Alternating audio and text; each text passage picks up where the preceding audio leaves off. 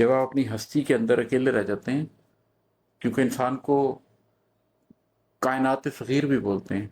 ایک تو کائنات ہے جو پھیلی ہوئی ہے آپ کے ارد گرد، سماوات میں ہے، لیکن آج آپ کی ذات کے اندر بھی پورا جہان آباد ہے.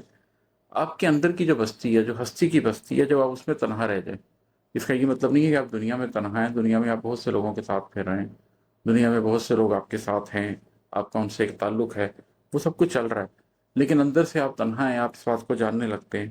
دل کی سونی گلیوں میں ایک افسانہ رہ جاتا ہے. تو دل کی جو سونی گلیاں ہیں اس میں بس یہ بات ایک افسانے کے طور پر ہی ہوتی ہے کہ لوگ آپ کے ساتھ ہیں، لوگ آپ کے ساتھ چلیں گے، لیکن حقیقت یہ ہوتی ہے کہ آپ اکیلے ہوتے ہیں.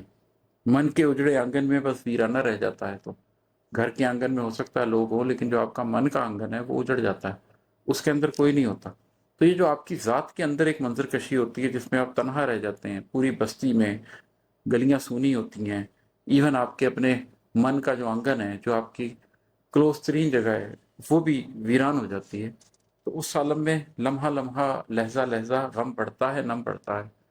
پھر ایک ایک لمحے کے ساتھ، ایک ایک لہجہ کے ساتھ آپ کا وہ غم بھی بڑھ رہا ہوتا ہے، آپ کی آنکھوں کا نم بھی بڑھ رہا ہوتا ہے.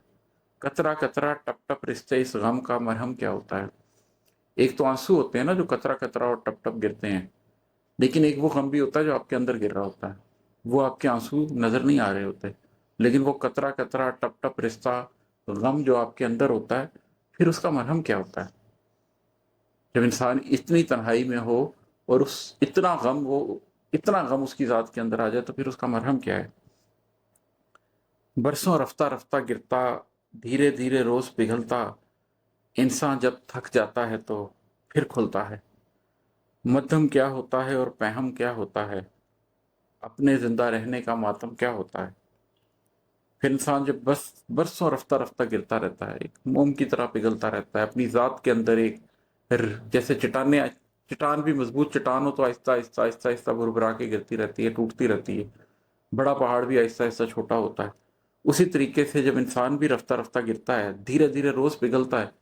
پہلے لگ رہا ہوتا ہے کہ اس موم بتی میں بڑی جان ہے، لیکن آہستہ آہستہ وہ ختم ہوتا جاتا ہے. ایسے میں جب انسان تھک جاتا ہے، پھر اس پر کھلتا ہے کہ مدھم کیا ہوتا ہے اور پہم کیا ہوتا ہے. کہ اگر پتھر کے اوپر بھی ایک قطرہ گر رہا ہو، مدھم، لیکن پہم مسلسل، تو پتھر میں بھی سوراخ کر دیتا ہے. تو اس وقت انسان پر کھلتا ہے کہ یہ جو غم ہے، جو ٹپ ٹپ کر رہا کے گر رہا ہے مسلسل اس کے قلب کے اوپر، اس کی ذات کے اوپر، ایک ایک قطرہ ایک ایک قطرہ ایک ایک قطرہ گر رہا ہے، تو لگ تو یہی رہا ہے کہ یہ مدھم ہے،